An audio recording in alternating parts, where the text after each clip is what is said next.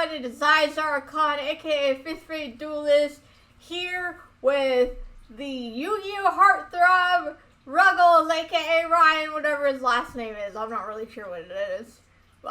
It's funny because the last time he was on my stream, he was really blurry, and now he's like in high definition.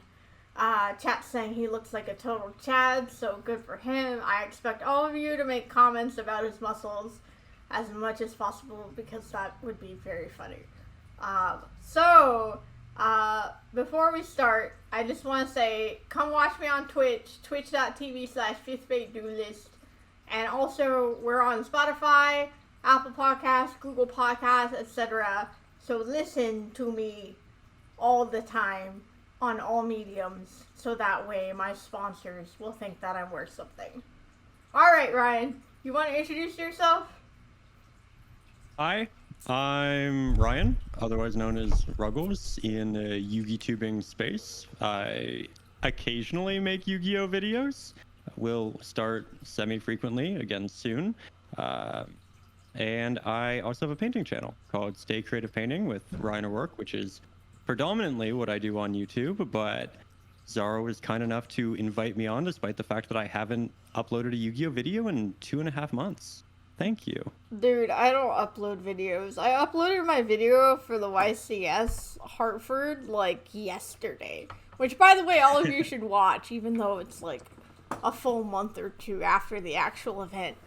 But, I don't know, I felt like your series of returning to Yu-Gi-Oh! I watched that. And it was like so well done. It was super interesting, like you're engaging. You know, you're nice. There were memes too, like, you know, that card that kept never coming in the mail. Malicious Bane, I remember. Yeah, that Malicious Bane was quite dodgy, I would say.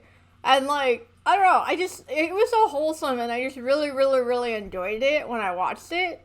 And I learned a lot from it too, because I had my series that I started, The Road to YCS, which is, like, similar-ish. In theory. But, I don't know. I feel like everyone knows who you are. Everyone loves you. You're such a great guy. I had to have you on my podcast, is basically what I'm saying. I appreciate it. Thank you. It is quite fun to be here. Alright. Let me know in the comments if you think I should have done the whole interview like this so we would look like we're looking at each other. Well, what I was going to say before we started recording was it's kind of the Blair Hunter effect. I don't know if you remember the very first Yu-Gi-Oh! Invitationals when COVID started, but Konami invited all of these bigger names in Yu-Gi-Oh! Both pro players and content creators. And Blair Hunter was one of them. But nobody had really figured out how to remote duel yet, like proper setups, what's optimal. Nobody had done the multi-cam system. So you had some really funny interactions where the entire day on stream, you can go back and look it up. And I love Blair Hunter. I think he's a great player. But the whole day, it was looking at his monitor directly to the side and playing like that. So yeah, we have that effect here today, and I'm honored to embrace a little bit of Blair. The Blair Hunter effect. I should get him on my podcast. The name sounds really familiar, so I might have talked to him or something like that. It's a pretty renowned player, yeah. Okay, cool. Blair Hunter, if you're watching this because you've been referenced, someone's gonna send it to you and then you're gonna watch it. Please be on my podcast. It is for pro players and content creators and MBT. Very, very nice. Oh, is there a history with that comment? Mr. Joseph Rothschild? I said it on Farfa's stream when I had MBT on my podcast and I asked Farfa, and then when I was on Farfa's stream, I opened with that, like, oh, this is a podcast for pro players, content creators, and MBT, and everyone's like, Keck W. It was funny.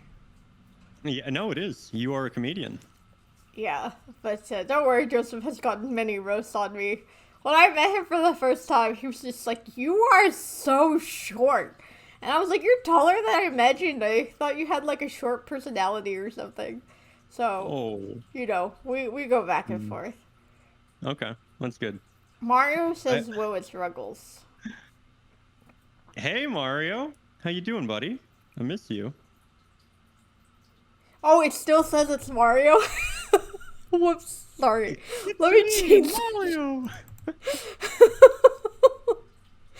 Chat, why did you tell me this like 10 minutes ago? Featuring Ruggles. I am not insulted. I'll be Mario today. I love Mario. Okay, whoops. Sorry about that. Don't be. At all. I'm so out of it. Like, I Hey, turned if I'm to Mario, I ice just cream. want Digimon regionals. Let's go. You did? If I'm Mario, then yeah, I did. Oh, okay. I was like, damn. Two people who are besties are both winning Digimon tournaments? That would be nuts. You joke, but that's normally how it happens, right? You have the right playtesting circle, and it's good times. Man, I wish I had a playtesting circle. No one wants to play with me, except Yugioh played with me today, and Mario played with me today. Hi, Dawn. I think we're going to play a game today. We are going to. So, Chat made a deck for me, and me and Mario actually played an Edison game because he wasn't ready to play TCG, and I was like, well, someone sent me an Edison deck. How hard could it be to play Edison? And I realized that my deck has no win condition. What are you playing? Gravekeepers? Actually, don't tell me. Oh. Well, share if you play. Oh my god. I mean, I might be playing like Dragon Rulers or something. Was that out? In Edison? Oh my. I'm from Okay, the future, okay? I get to play whatever I want. To be honest, I'm not too familiar with Edison either. I had quit playing before that format, so it's also kind of new to me. Yeah, there's these dudes, Ed and Edison, that like came on my Yeah. stream and taught me about Edison format, and we I've seen played. their channel. Yeah, They seem like good dudes. Yeah, they're funny. yeah. So far, I'm not particularly enthused about the format, but I think that's just because you can't play Drytron in like 2008. Do you think in like 10 years we're gonna have like past formats for like formats we're playing in now? Because everyone hates now's format. No, I think Eternal format is 100% going to be something that's remembered very lovingly and will be played 2, 3, 4, 5 years from now. Like that Salamangreat, Striker, Orcus, Thunder Dragon, like set of 4 decks. I feel like it was really balanced. I think that a lot of people have a really good memory of it because the decks were somewhat affordable and people could actually play what they wanted to. I think that in particular, it's going to be remembered almost like Duelist Alliance format as another kind of like semi-modern classic format. Oh man. Yeah, I came back in November 2019. So I did play Eternal format. And I was very confused. I was like, everything's moving so fast. Because I started playing 10 years ago. And then I played for a couple months, and then I couldn't afford, because I made very little money, so I couldn't actually afford good cards.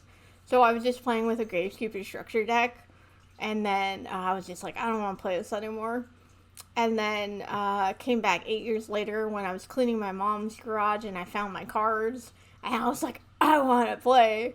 And I brought Gravekeepers back, and I actually like won some games because I was playing all these annoying trap cards, and then Necro Valley was really powerful.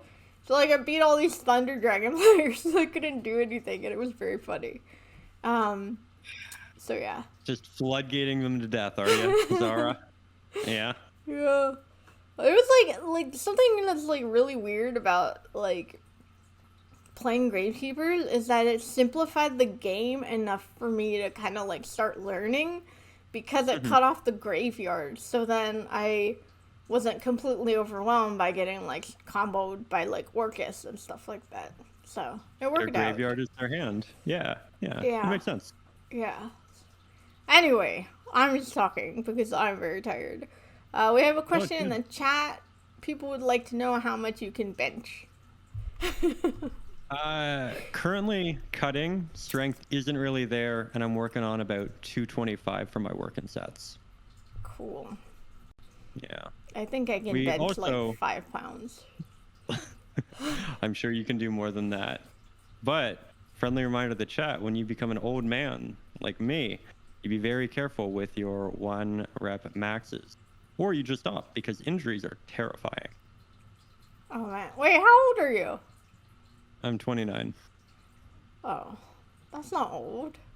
You know, by calling yourself old, you have just called me like super old, right? Well, apologies. No, it's More funny. so, more so talking about just the body. Like, you do this for 10 years and it starts to get mad at you a little bit Oh, that's here fair. and there. Yeah. That's fair. Yeah, I don't know. I had a friend that took me to the gym, and he was teaching me how to lift, and I did like a little bit, and then the next 5 days I was just in severe pain. It was so Yeah. bad. I was No, it's a like, good thing. why he do this to me? I was It so means you're doing pissed. the right thing. Yeah. Oh my god. I was like Yeah. limping. I could barely walk. I could barely bend over. I'm like, I don't even freaking know. Anyway, That's okay, life. I'm talking too much about myself. I'm very tired, guys. Fine. Ruggles, Mm-hmm. tell me about your experience as a Yugi tuber. You came from like out of nowhere, right? Like, so tell us about that. So, like, I'll also start at the beginning. I, as you know, have a painting channel, and I've been a YouTuber for 7, 8 years, maybe more. But it was always a very specific world. And I think when you jump from niche to niche, you get a very different experience on YouTube with the communities and all of that. So I decided to make a Yu-Gi-Oh channel, and I don't tell anybody about it. I want it to kind of be something that's organically grown. So I told like the guys at the card shop, but I didn't want to feed it with the other channel. And then randomly, a week in, somebody sends my video to Nadir Farfa. He tweets it, and then Alex Simo watches it, and then he tweets it, and Doug Zeef and Sam, and then all of a sudden, I have a Yu-Gi-Oh channel. Took a week and a half, was kind of thrown into the deep end, and I love that I was, because I feel like it opened up a lot of opportunities and doors really early on with going to like Game Nation, meeting up with different content creators, doing those kind of early collabs, learning from Yassine and Gabriel Vargas. It added a lot to the vlog series that I started, and I feel genuinely incredibly grateful for the opportunity that Nadir kind of thrusted me into, because while I've had the painting channel, and while that is very cathartic and fulfilling, the Yu-Gi-Oh space is very different. The community is very vocal. You have a lot of conversations. It's a big back and forth.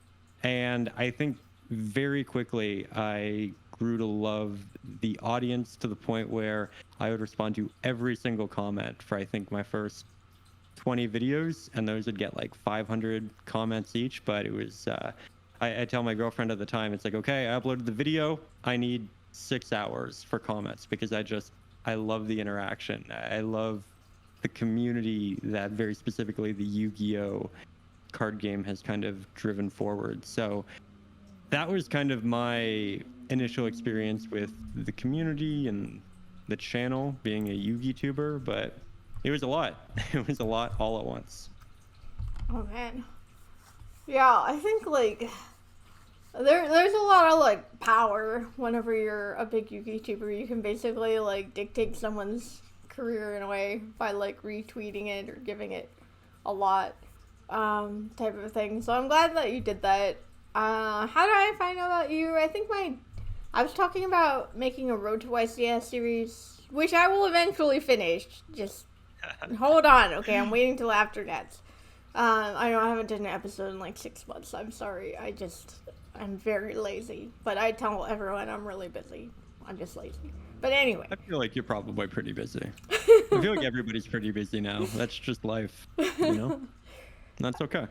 Yeah, then they told me about your channel, and then I watched like almost every episode. If I don't know if I finished it, but I watched like almost all of it. So yeah, it was like pretty Appreciate that. dope. And like I work with a lot of like video editors, and all of them mention you about like how they watch your videos to learn how to do it better and stuff like that. That's always quite the compliment. I really enjoy cinematography. When I was going to university, I was majoring in fine art, minoring in film, so being able to kind of bring that to the Yu-Gi-Oh space is fun. But I will say that Gage and Ryan from Revs already kind of started the vlogging thing, and I feel like they also deserve some real credit for what they did in the Yu-Gi-Oh space in terms of filming and making longer storylines. That's true. I've watched a lot of Gage's stuff. I think Gage has some really good videos as well. I don't know. Definitely. Yeah, he and Dan are a great team. Yeah, definitely. Dan's also a sweet guy. I freaking was. It was after YCS Hartford, and I was like in a. I ended up hanging in with some people, some of which were not people I wanted to hang with, and so I just took a lift and I went to Crush Card's house, and then I was gonna take a lift back to the hotel, but it was $200 and the wait was like an hour, and Dan drove me to my hotel. And yeah, I was like, I'm so appreciative. Thank you so much. that sounds like Dan. Yeah, sweetheart. Absolutely. Yeah, absolutely, indeed. Okay, so where are you in Yu-Gi-Oh now? Are you keeping up with Yu-Gi-Oh or playing past formats, or what's going on with you? That's a complicated question, Zara. Oh man. Mario and I filmed a series. I know you interviewed him earlier. I don't know if he talked about it, but we are working on a series where we play exclusively retro formats. Every week it's a different format. So for a period, playing a lot of that, just doing a lot of learning, honestly, having fun there, and that will continue. But also getting ready to start jumping back into Yu-Gi-Oh! I think I want to go to my first locals here in Toronto, just moved, in a week and a half. So I'm going to turbo through videos. I'm going to watch a lot of DB Grinder. I'm going to hang out in Discords, learn from the guys who are good at doing what they do. And we're going to get back into it. Okay, cool. Well, if you ever need someone to do it with, hit me up. I'm always down. Sounds good. Still searching for a testing circle. But it's also good to do people outside of your testing circle, if I had one anyway, type of thing. Well, yeah. Yeah. You're not going to Nats then, right? No. At this point, I would put myself in the I don't know how to play Yu-Gi-Oh category. So that probably isn't the right idea. But I'm going to go to YCS Niagara, and that'll be a lot of fun. Oh, cool. I'll meet you there then, assuming I can make it there. We can all play Splite Tier 0 mirrors, and it'll be great. I should probably buy those cards or something like that. Everyone keeps talking about it, and I don't freaking know. Probably pre-order a case of Power of the Duelist from your local vendor, and I think you'll probably pull the deck out of a case, and probably be like a similar cost, if not cheaper. We'll see. Oh, I never thought about that. Yeah, because I have a drug dealer. He's not like a drug dealer where you buy drugs. He's like my Yu-Gi-Oh drug dealer. But I call him my drug dealer because I think it's funny to do that. Especially because he does not think it's funny. Yeah. It's putting a lot on my man, eh? That's okay. And yeah, like basically whenever I like win or pull stuff, I trade it in and get store credit, and then he gives me a deal on it. So I don't actually pay for cards because I just amass enough trade-in credit to just switch them out and stuff like that. So I don't actually buy a sealed product, but I might do a case because why not? Yeah. So, Well, for this set, yeah, you said you started playing 10 years ago, so that was pre-Teledad. But I did play through Teledad, and that was a tier 0 format. Dark Arm Dragons, I think, were 300 Canadian each. Oh wow. So, yeah, Allure of Darkness were like 70. So buying a case of that was 100% worth it. It was one of those things where, like, if you're entering a tier 0 format, you start looking at the cases rather than the singles. Oh, I didn't know At that. least in my experience. Yeah. Man. That said, Splay might not be tier 0. Like, might be tier 1. You never know. But Dude, I don't know. If it's not Drytron, then I just don't even look at it. I'm like, I just need to know how to beat it, because I don't freaking care. All I need is a Droplets and a Dark Ruler, and I beat them all. I respect it. Thank you. Most people do not, so I appreciate that. Hey, that's loyalty. Yeah, definitely. Is Heroes your favorite deck? Definitely my favorite modern deck. Yeah. It was the deck that I jumped into the game with. I picked it up because I saw a Team Samurai video of it, and he made it look like a lot of fun. And it was also really cool because it was predominantly fusion summoning, which was something I was still aware of because I played from 2002 to 2008. But then it also had a little bit of link summoning. So it was a lot of what I knew, and then an interjection, essentially a bridge into modern Yu-Gi-Oh! Oh, okay. And it was just, yeah, it's a deck that has followed me, and I really enjoyed. Okay. Let's see. What kind of, like, accomplishments do you have in the Yu-Gi-Oh! Realm? What kind of accomplishments do I have in the Yu-Gi-Oh! Realm? Like, I got second well. once at this tournament that no one remembers, and I think it's an accomplishment, so... No, that's good. That's good. It was, I remember seeing the vlogs and the coverage. You played Drytron, didn't you? I did, yeah. Yeah. No, that was huge. I remember it was like, it was an opening or something?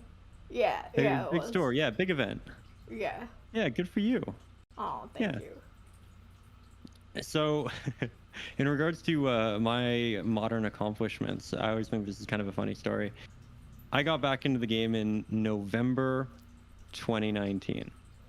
So, that means that I had 4 months of IRL Yu-Gi-Oh! To play before COVID hit. In that 4 months, I played 3 regionals. First one, got bodied. It was really fun, but I didn't really understand link summoning at that point. I went because my friends were going, and I thought, you know what, I have this YouTube channel and 20,000 subscribers despite not knowing how to play, and it'll be fun to just go and meet people. So I did, and that was an experience. Then the second one, I brought Heroes to a Toronto Regionals. And Toronto Regionals are pretty cool because you get like 300-400 people, typically really good players like Ryan Yu and Jesse Cotton, and Dominic Couch was there, and really cool. But I bubbled, and then I got Yassine to coach me for my last regionals in February. It was Spiral, like Altergeist format, and we played Cyber Traps, and I bubbled. Oh. yeah, but like, it's fine. To me, Yu-Gi-Oh! Has always been much more about the community interaction. I said it a lot in Return to Yu-Gi-Oh! But it's really about having an excuse every week to go and see 10, 20 of your friends. As an adult, that is an opportunity that you do not get elsewhere. And it's something that I think is absolutely brilliant and worth playing the game for. That said, I also just really enjoy the game, and I love content creation, being able to film and like have that part of my life kind of chronicled is amazing. And I also feel like as soon as you turn your hobby into something that you feel like you have to win at, it is no longer typically your hobby. It is a job. It is something you stress over. And that's not something I ever want cards to be for me. I have enough work. I have enough businesses to manage.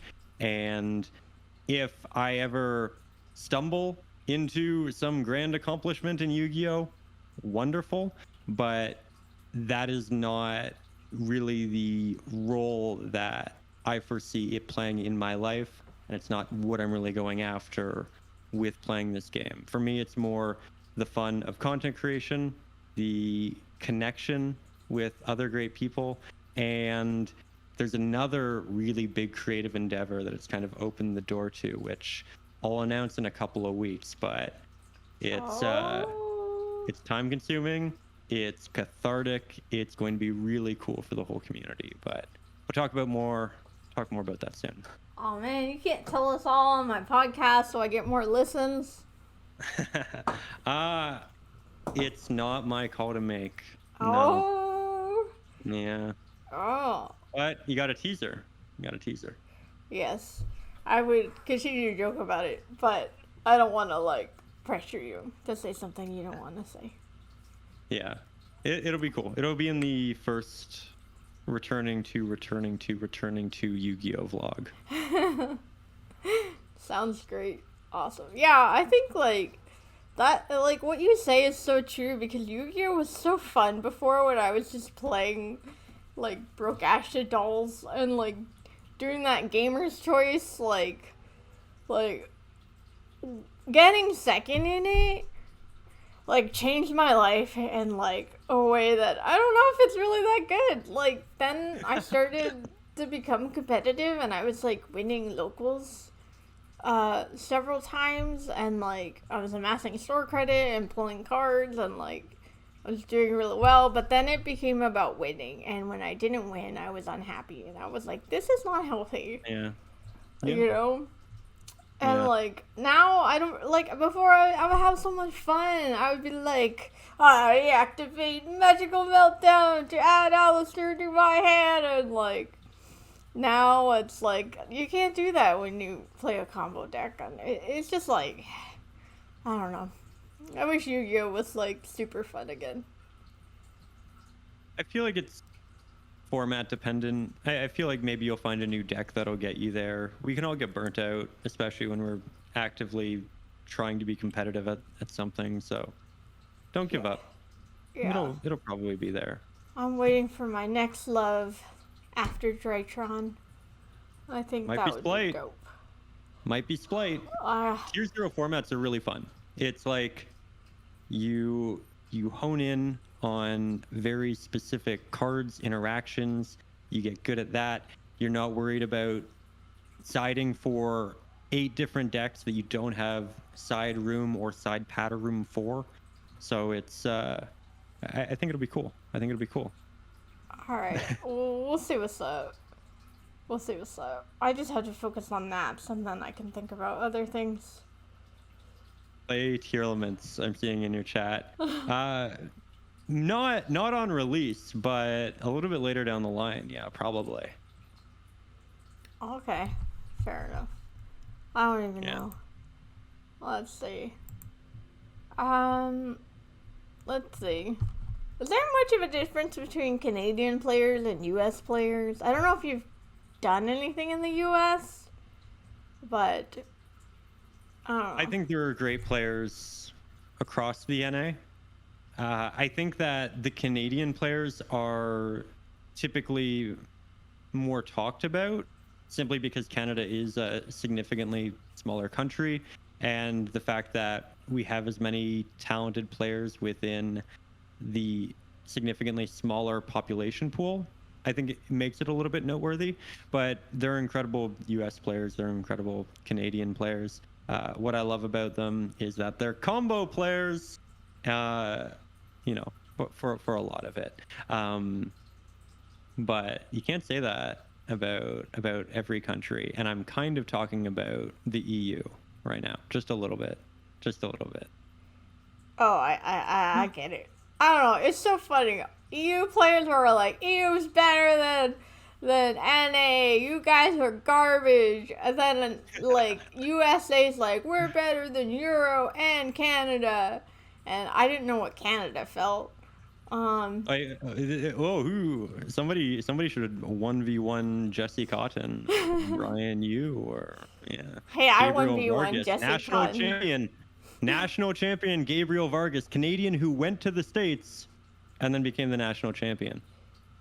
He's Oh. banned right now, but he'll be back. Oh yes, he'll be back. Yeah, It's important he'll that be we back. say that every time someone is banned. That's them. He'll be back in like 10 years. Uh, it's like interesting. There are a lot of band players that are like well, I don't want to say supposedly good because that sounds like they're not good, but like they are purported to be good, and a lot of them are banned. And I am not going to comment further on this because I do not want to say anything that would get me in trouble. Oh, I'll just note that again. I think it's a numbers thing. A lot of people are banned. It's just much more notable when it's somebody with a name. And you focus on that, but you don't focus on the 20 other people who don't, right? That's I don't fair. think there's a correlation. I think it's just math. Yes, math. Yeah, I'm just waiting for the day I'm banned for one of my tweets. I don't know. One of your tweets. Though I Oh, call Konami, I've called them horny on my Twitter like 50 times, and then they sent sounds me like this a really nice thing. Thank you, sounds like a Konami. classic Joseph tweet, to be honest. Yeah, Oh, maybe it's a classic Zara one, and Joseph just followed my lead. maybe. Maybe. Regardless, it's funny. Oh my god. MBTU tweets are straight bangers. Oh my god. Okay, Yeah. okay, so kind of focusing on the content creator side, like, do you have any advice for new or rising content creators? Yeah. Yeah. One, audio is king. I know everybody, whenever they want to get into it, they say, what camera do I buy? Think about the microphone first. People will watch a video with awful video and great audio. They won't watch a video with great video and awful audio. So that's number one. Number two, don't be afraid to emulate and be inspired. Often the best things come out of inspiration and kind of moving that needle forward from something that was kind of pre-existing, adding your own spin on it. Also, when you're kind of getting into all of this, there are two routes, and it's important to think about where your skills lie.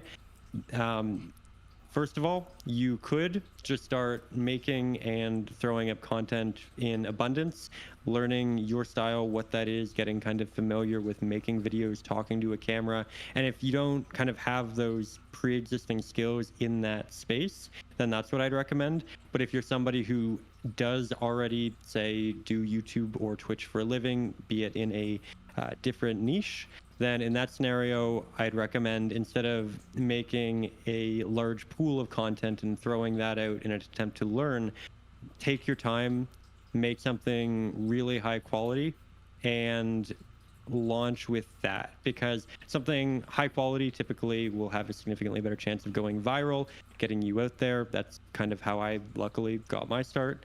But if those skills aren't pre-existing, then you need to build those skills, and the only way to do that is to just make an abundance of content. So depending upon where you lie, two different paths, figure out which one you're in and proceed from there, but you approach it very differently. Okay. And what about, for example, certain content creators who are well known but don't have that high numbers and following, though they do have a popular Twitter, but they're like, how do I get bigger and how do I get more YouTube subs and become Twitch partner? And become Twitch partner. I feel like this might be a targeted question meant towards a singular individual. Take what you will. That said, I think TikTok has taught a lot of content creators something very important over the last 6 months. And that is, you do something that people like, and then you do it again and again and again frequently. It means you don't do something, have success with it, and then say, oh, I'm going to try something else. So what I would do if I were content creator X, who, you know, I would figure out what you really enjoy doing, because you're not going to continue doing it. You're not going to put the time and effort into it if you don't love it. So step one, figure out what you genuinely love doing within this space. Number two, You already have a following. Figure out how to make it polished, and in the very least, quality-wise, it needs to be up to par with anybody else in that space who's doing something similar. Ideally, you find ways to improve upon pre-existing strategies in that form of content creation, but make sure it's something you love. Then make sure the quality is at least up to par with everybody else, and then be very consistent with it, market it properly, and build from there.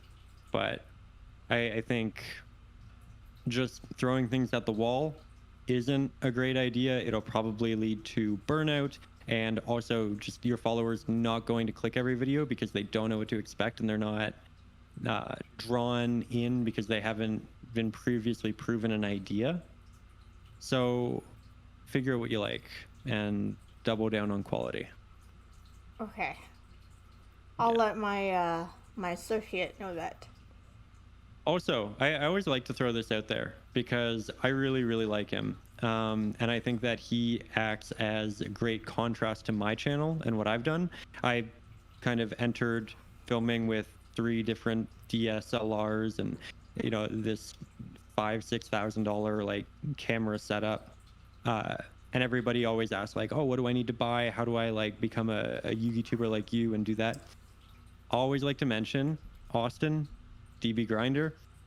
That man comes with what I can only assume is a $60 webcam and a screen recorder on DB, a platform which looks like it was made in 2007. And he gets like 8,000-10,000 views. He uploads like 5 times a day. He has a great subscriber base, people who come back and re-engage with him. And I think that he has really proven that consistency is king as long as you're providing quality, which is again on par or better than anybody else who is doing it. And I think as far as commentary through gameplay, he has great ideas. He knows how to explain things to the point where he's not over explaining, but he's not under explaining. And you click on a DB Grinder video, you know what it's going to be. And that's an awesome thing. So you don't need to spend $5,000-$10,000 on your camera setup, your rig. You can spend $60 on a webcam if your content is very good, and there are examples of that in the space. But again, I think Austin's a great version of that. Yeah, Austin is super great and responsible for a lot of my Yu-Gi-Oh! I was about to say success, but I was like, I don't know if that's the right word. But, you know, Yu-Gi-Oh! Advancement. He's taught a lot of people a lot of things, no doubt. Definitely. Like, I feel like the Yu-Gi-Oh! Community as a whole is more competitive because of him. Yeah, I agree. Like, because of him, Yu-Gi-Oh's harder, and that's a good thing. I think it's one of those things where if you're interested in a deck and you kind of have that initial knowledge, you know what the cards do, but you're not like 100% on their interactions, you go to Austin's channel and then you say, I want to play Sun Avalon. And you watch 10 videos of Sun Avalon, and he's walking you through the steps where it's getting interrupted, when it's good, when it isn't, how you kind of play around things. And I think those kind of playlists that form are incredibly valuable to a lot of people trying to find their footing in the game, especially now with so many decks. Yes. I love Austin. He's so little, too. He's not little. Like, he's, like, twice my height. But he's so little. I'm like, oh. Yes. I think so. I think, like, one thing that... Well, 2 things I really enjoy doing. I really like doing this podcast. I really like doing vlogs. And, like, vlogs, I just record on my phone. It's like, I'm sorry. I'm not gonna go buy a big camera and carry it around in freaking Canada or something like that. Like, I'm just not gonna do that. You watch Emma Chamberlain? Who? Emma Chamberlain, I believe. Emma Chamberlain? Yeah, really, really big vlogger. She records in a very subtle way. It's definitely not done with this hyper expensive camera or filming crew. It really has that organic handheld. Maybe it's made with a phone, maybe it's made with like a $800 Sony camera, but it's personality driven, it's fun, it's great if, again, you are interested in vlogging, you enjoy sharing that experience, sharing your personality, capturing these events, but also not having to think about, okay, I'm getting on the bus, how do I get 8 different shots to make this a cinematic experience, right? Yeah. And That that's makes totally sense. great. Like there are different kinds of vlogging, and it doesn't all have to be high production. We have drones in the sky, et cetera, right? Oh, I freaking remember watching you guys do that. It was so funny. The With drones were 1v1. watching Yeah. the cars going. I remember I think I was watching on stream and I was like, oh my god, I cannot believe that just happened. Oh my god. Yeah. Yeah, the drones are fun. I might have to get some drone footage for the next return to Yu-Gi-Oh. Hadn't really thought about it, but now Dude, might have to break it out. I think that would be dope. If you happen to have drones randomly, then I don't know, I would have used them as much as possible. Like now I have 2 cats. And whenever I have downtime, I just start playing with the cats on stream. And I get all these like people really interested. So I'm using my cats to my fullest. I think you should use your drones. Yeah. Well, something you, if you do happen to get a drone, look into the legality of where you're flying it, because it does get questionable. and Oh can be really? illegal. Oh wow. Yeah. Yeah, I don't know where you are in the U.S., but it's something to look at if you ever do. I am in wanna have fun Southern with that. California. Oh, things are expensive for you. That's unfortunate. Yes, yes it is. That is why I'm Yeah. currently doing a fundraiser to get to Nats, because it's very expensive traveling and living in SoCal. Yeah, yeah. Yeah. Hint, hint. Viewers, give me money or subs. Just, I don't know, just watch my Twitch. That's what I care about the most. I don't even care if you never give me money. I just want you to watch me. Now you're in on the ad dollars. I respect it. Oh, yeah, that's right. That's right. That's what's up. Oh, man. Chamber, parlor, or kitchen? You played Chamber and Dragon Link in 2020, correct? Yes. Then Chamber. Okay. A man of functionality. I love my degenerate hand loops. Yes. Alright, if you could bring back randomly one band card for one random format, what would it be? I could bring back any card. Spellbook of Judgment, because I sold Mario the Max Rarity Spellbook deck, and if Judgment comes back, that deck doubles in value, and he is a card shop owner, and I would love for him to have the opportunity to sell that for double. Nice. Yeah. Dude, I totally would have played spellbooks because I played back then, but I just couldn't afford anything beyond my Gravekeeper's deck. Yeah, I think Gravekeepers are like great in that they are an accessible point for people to join the game, at least throughout history. I don't love Floodgates.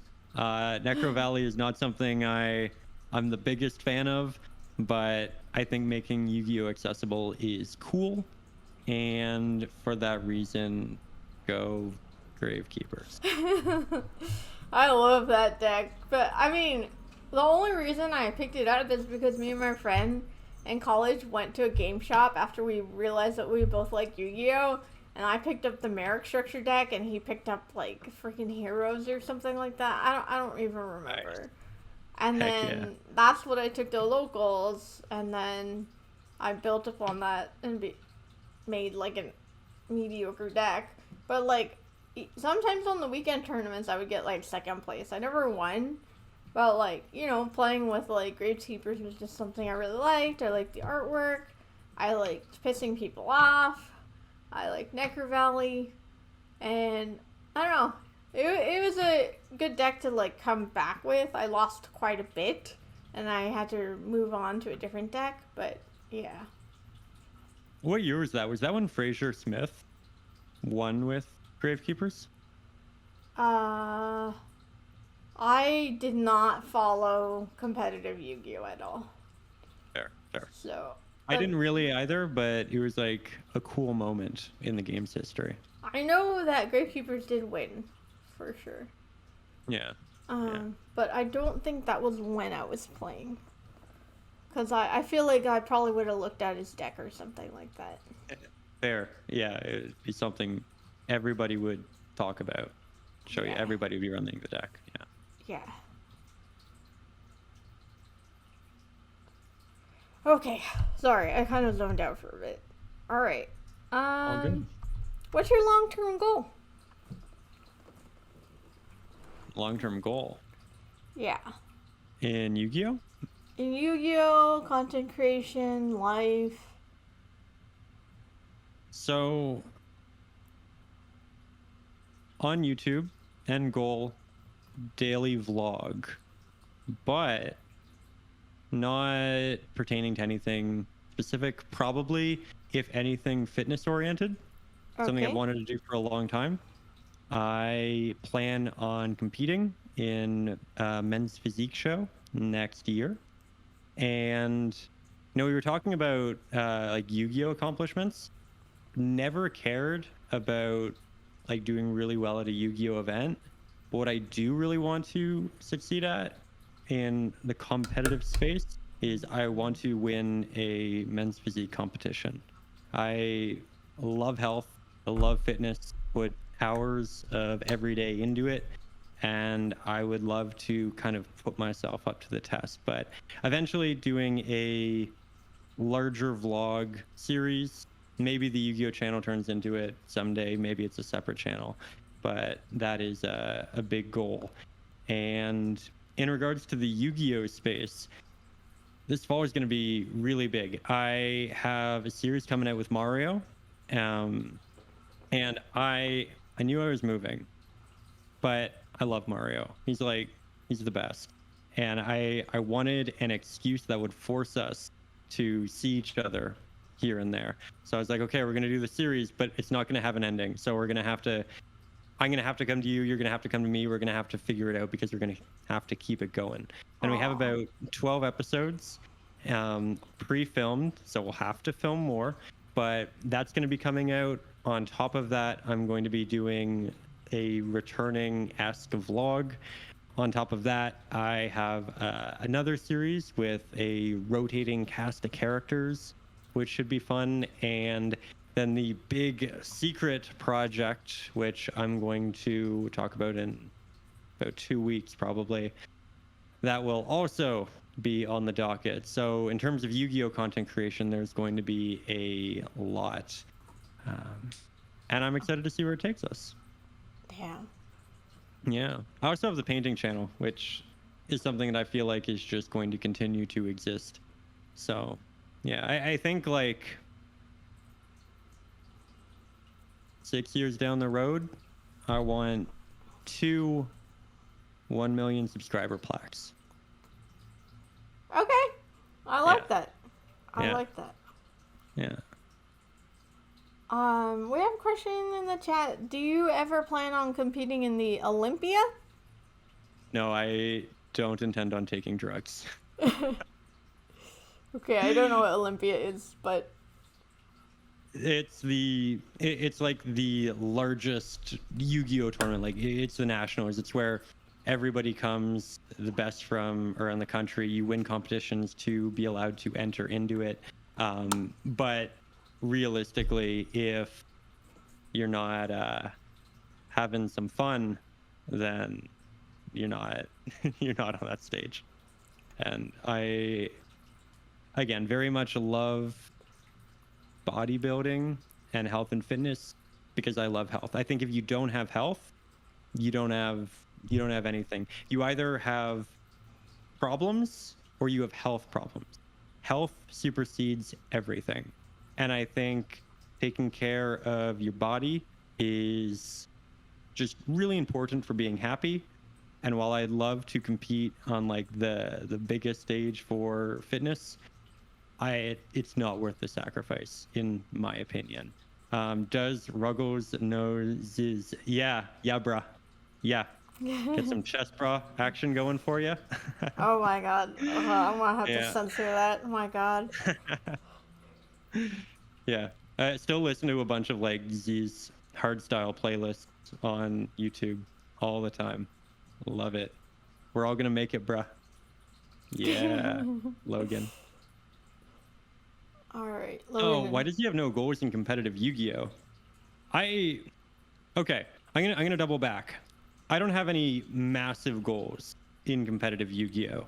Like, I'm friends with like Jesse and Raph and Pack and Hani and like just like all of these guys who have 3 YCS wins, and that is, I think, the standard now for being a really great player in Yu-Gi-Oh. It's not like the one-off success. It is multiple YCS tops. It is multiple YCS wins.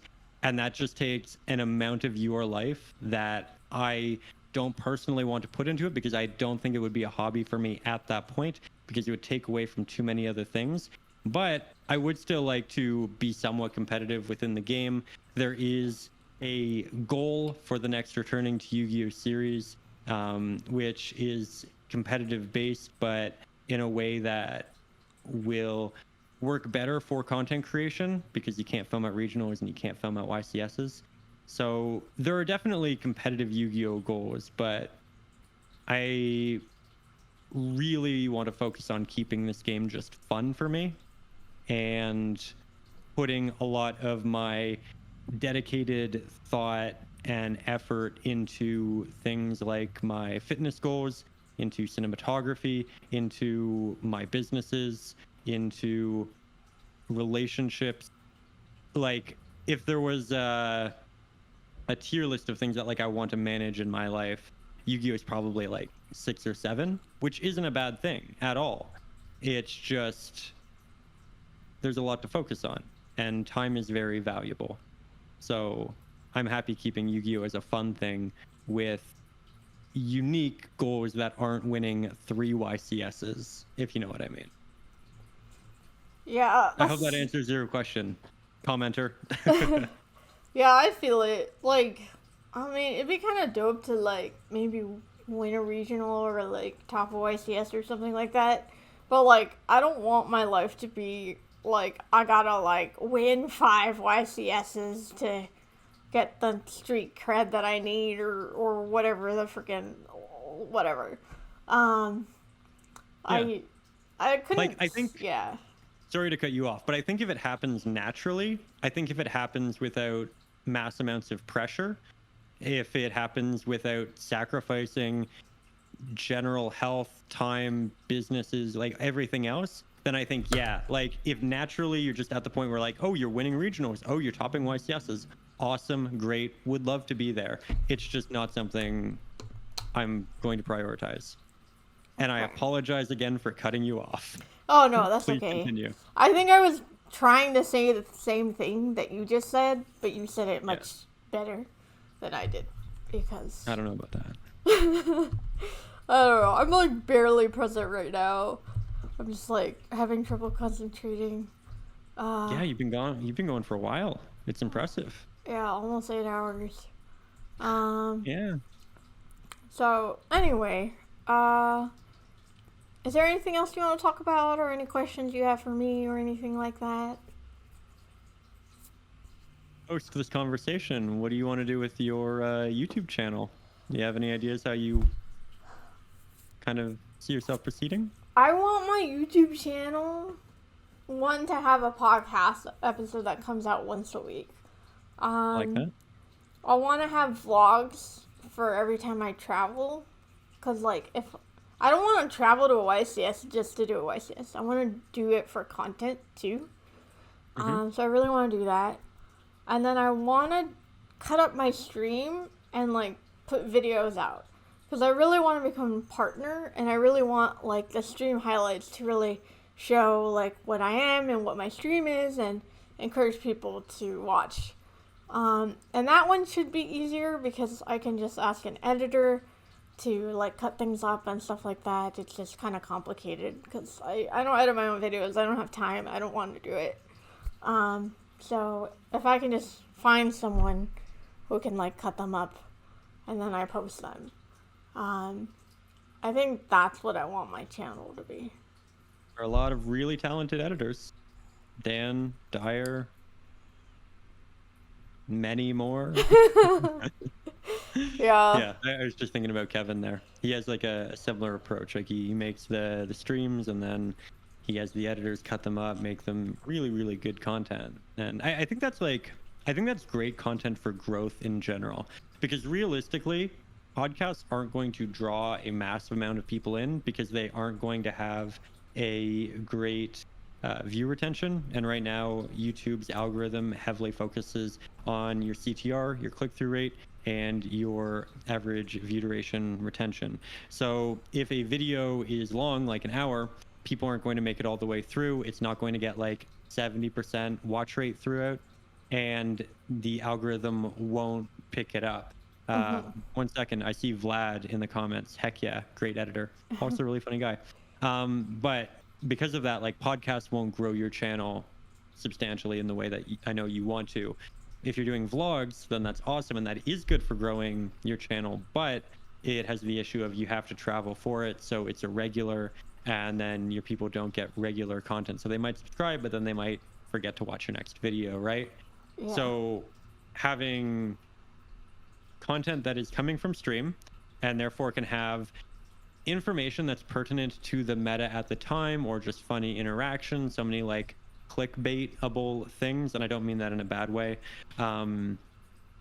that presents opportunity for shorter videos that can do better in the algorithm, get out to more people. It presents you with the opportunity to create wider varieties of content, which again just helps you kind of get out there. So I think that's a great way of supplementing what you want to do innately with actual content creation of podcasts and vlogs.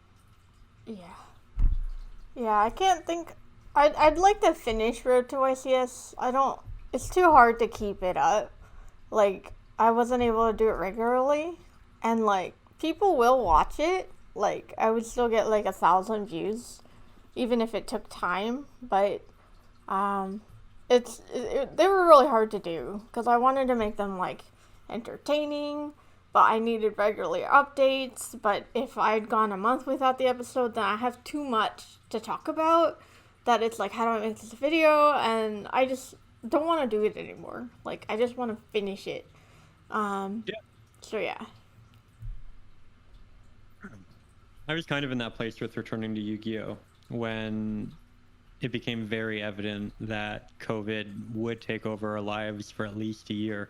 And it was like, I love returning to Yugioh, or at least I love vlogging, but I love doing it with people. I love going out, seeing my friends every week, and there's no longer the conduit to do that. Locals is unfortunately just not an attainable thing.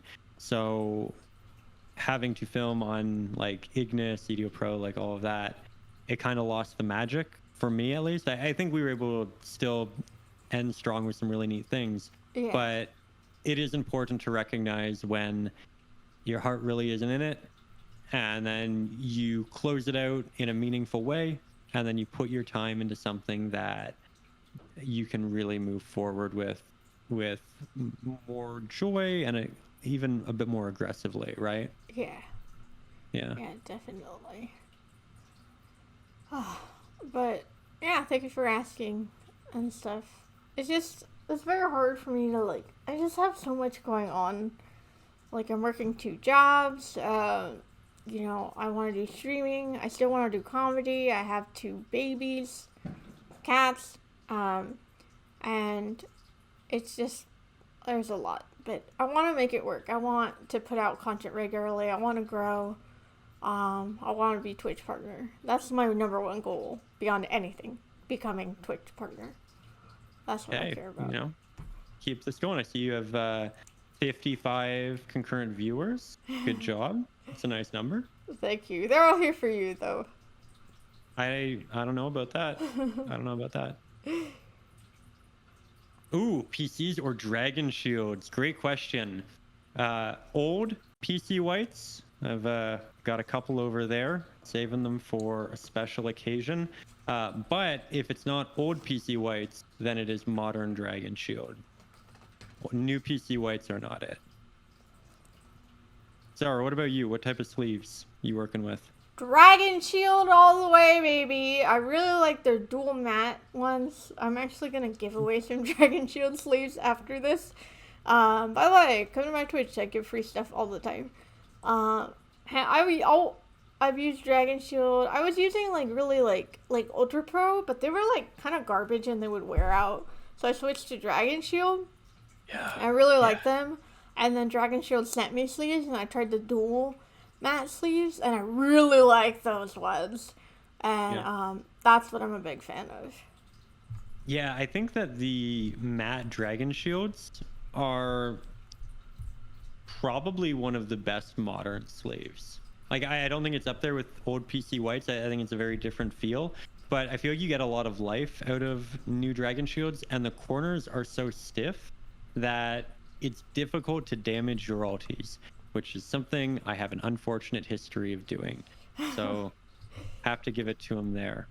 But yeah, Ultra Pros are not good. When I did return to Yu-Gi-Oh, I was like, okay, I'm ordering all of these cards. I'm going to need sleeves. So I ordered 1,000 Ultra Pro black sleeves on Amazon. They were really cheap, and I was like, oh, that'll probably be fine. Such a mistake. Oh, it took forever to work through them. They did not like handle the cards well. They made the cards just not look good. Yeah, don't do Ultra Pro. Don't do it. Yeah. Other than Yu-Gi-Oh, have you guys tried any card games? Ruggles? So, on Mario's Gaming World is a channel. We have a video where we filmed it like Sealed Only 1v1 with Digimon. Mario taught me Digimon. It was a lot of fun. Yeah, very enjoyable video. Would recommend checking it out. But that was really my only interaction with the Digimon card game. I played Magic a little bit when I was in high school, and I enjoyed that. But I feel like if I want to play a slower card game, then I'll probably play like GOAT format. And I really enjoy how fast modern Yu-Gi-Oh is, so they kind of have my attention. Does pineapple go on pizza? Yeah, on the right day, in the right scenario, occasion. I don't mind pineapple on pizza. I mean, why not? Like, there's so much stigma against it that I feel like if you don't like it on pizza, like, it's because other people say that. Yeah, I just don't think it deserves such a vehement reaction. We used to have pineapple on pizza at Mario's Gaming World, and that was great. A lot of great pizza nights with that pineapple. Like, I pour milk in before pouring in the cereal, and, like, people think I'm very weird for that. Like, I've been attacked. What? No, go back.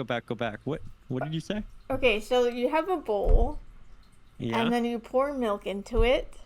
No. Uh-huh. And then you pour cereal. Wait, I'm not done. That's not how you combo, Zara. Watch this. If you pour cereal into it, you eat the cereal. There's milk left. You pour more cereal into it. That's how you don't have soggy cereal. Do you eat soggy cereal? Why would you eat soggy cereal when this is the way to circumvent that? I count my macros. I can't just throw extra cereal into my bowl. I allot X number of calories per meal. I can't do that. I don't have that option. In that You're case. just flexing on me over here, Miss Second Serving of Cereal. Dude, Cocoa Puffs are so good, though. You can't just have a little bit. To be honest, I don't really like sugar. So I'm actually okay with 0 bowls of Cocoa Puffs. Wow, I go cuckoo for Cocoa Puffs. Thank you very much. I feel like I've heard that before. Where could I have ever heard that before? Many times, because I am super cuckoo. Oh, so you are claiming this is your catchphrase? Yeah, they stole it from me. Okay. Just like you. Yeah. Didn't you steal something from me? No, we were talking about MBT stealing something. Yeah, MB. Yeah. Well, someone stole Yeah, something. Joseph. Yeah, Joseph totally stole something that I can't even remember, which means it's probably definitely true.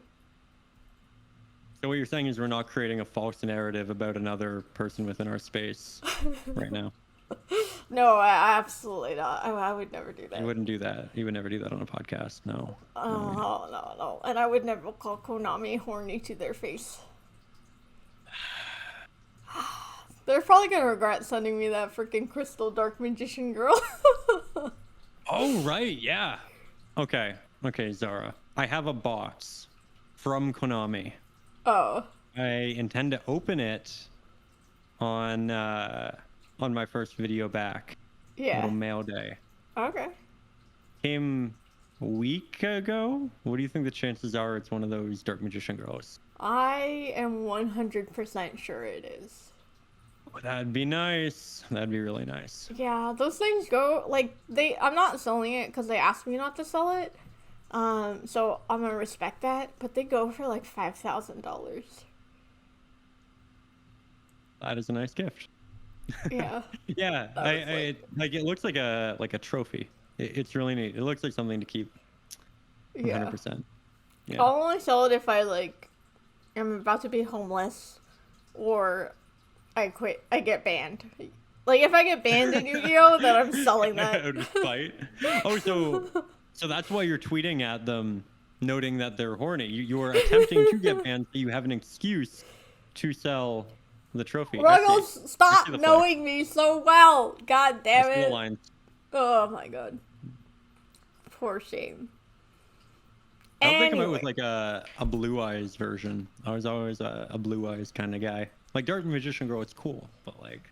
Yeah, they went for the waifu factor, but I heard they're gonna do a series of crystal cards. So Dark Magician Girl is the first, and then they're gonna do more.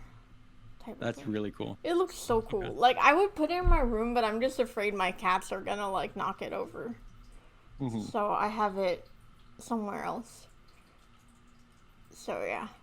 All right. Well, let's wrap this up so we can get into our duel.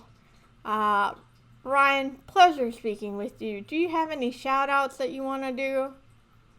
Yeah, follow me on Twitter. I post thirst traps, apparently, according to Zara. And,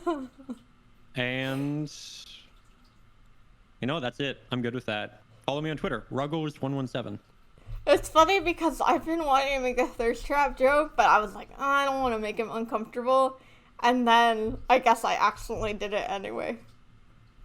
Oh, no. I think it's funny. Yeah. No worries. Yeah.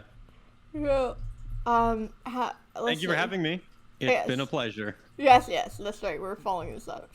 Follow me on MySpace, myspace.com/fifth-rate-duelist. Is MySpace still a thing? Not to my knowledge. Okay. Did you have one when you were in middle school? Yeah, I did. Yeah. I think we all did. You got to rate your friends from 1 to 9. Hope they don't get mad about it.